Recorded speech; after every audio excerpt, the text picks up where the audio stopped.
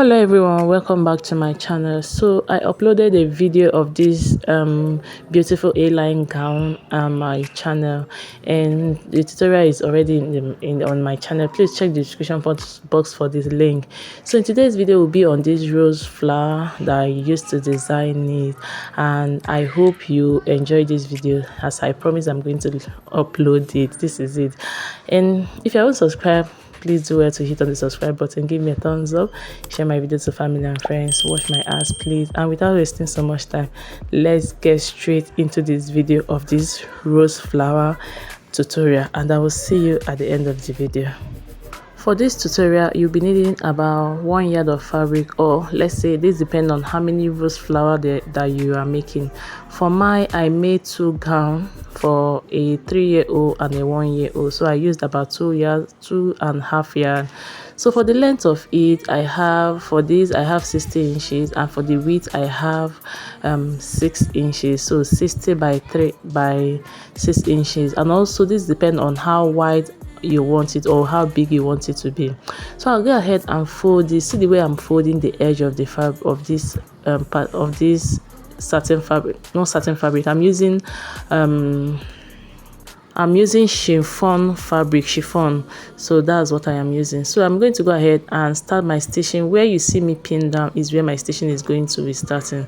So once you start stitching, this is where you're going to be arranging your fabric. Don't mind the folding that is happening at the left side, so just pay attention to where you are stitching. So you keep moving and arranging the fabric till you get to the end of it. So this is what we have after stitching it. You see that it has some wavy like effect at the end of the on this fabric. So you're going to go ahead and take one of the thread, and then you start pulling it, gently pulling it so that it doesn't cut at all at some point. So you pull it and pull it, then you do the same, you repeat the same process from the other side.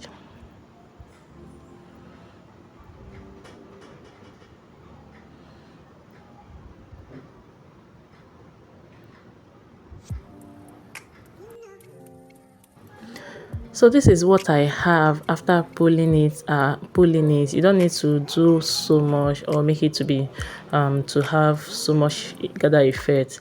So the next thing we're going to do is to plug on our glue gun, and you can use your needle and thread to do this, but I think this is faster and easier. So I'll go ahead and apply my glue gun on the seam line, that place you stitch. That's where you'll be applying this. Don't apply on the body of the flower. So I'll go ahead and then start folding. You can see the way I started. Yes, as you're going to go ahead and do the same thing.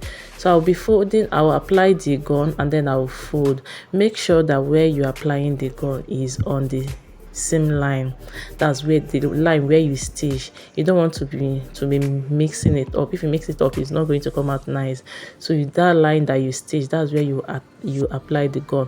And make sure that while folding it, you're also folding on that line. Don't worry about every other side of the flower, of the rose flower or the fabric flower is going to come out nice. Just pay attention to where you are folding. That is number one place you're going to pay attention, because if you don't, one will go up, one will come down, and it won't come out nice. So just pay attention to that, your seam side where you apply your gum, and then where you are folding. So you continue with the same process until the fabrics are exhausted.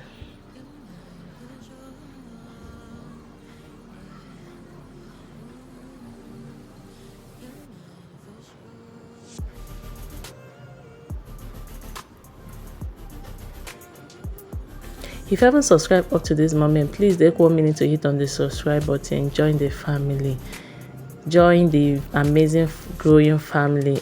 And to my old subscribers, I say thank you very much for all your support. You guys mean so much to me. All your support so far, I really appreciate it. Thank you, and thank you for all your support. So this is it after I was done. You can see how it looks, and then at the end you see that excess that we did not stitch down while stitching it. When you do, just you understand what I mean by the excess. So I'll cut off all the flaying fabrics at the back of this rose flower, of this fabric flour. Oh my goodness. Then I'll go ahead and use this to cover the rough edges.